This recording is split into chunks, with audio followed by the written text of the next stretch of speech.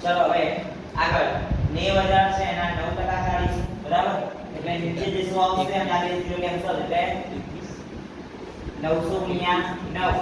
એટલે 81 થવાના છે બરાબર અને ડબલ 0 81 તો આવે છે ને હા પછી આગળ 150 ના 9 એટલે ડબલ 0 આના કેન્સલ થઈ જાય નીચે 100 આવે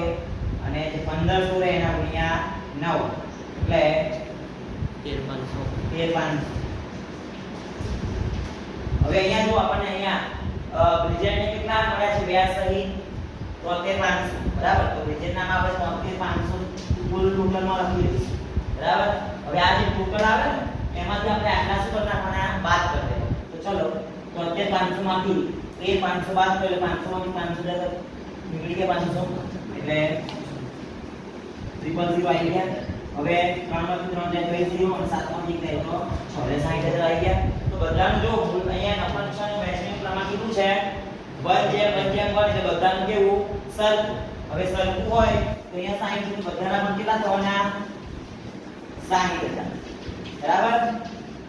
હવે અહીંયા નફો કેવો લેવાનો છે પ્લસ આ બધામાં નિશાની શું મૂકીશું આપણે પ્લસ હવે ચલો આનો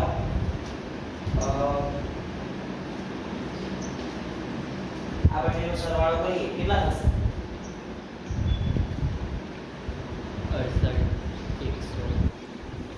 68 બરાબર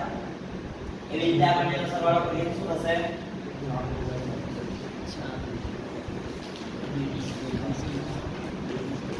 66,755 બરાબર તો આ જે મળ્યું આપણને શું મળ્યું કુલ દરેક પેલા ભાગીદારો જે છે એ ભાગીદારોને મૂડીના વ્યાજ સહિત આટલા રૂપિયા મળશે એમાં આપણે કીધું છે ને અનિલ અને મહેશને કેટલા મળશે તો નીચે લખવું પડશે તમારે કે ભાગીદાર અનિલને મૂડીના વ્યાજ સહિત 66,750 મળશે એવી જ રીતે ભાગીદાર મહેશને મૂડીના વ્યાજ સહિત 68,100 મળશે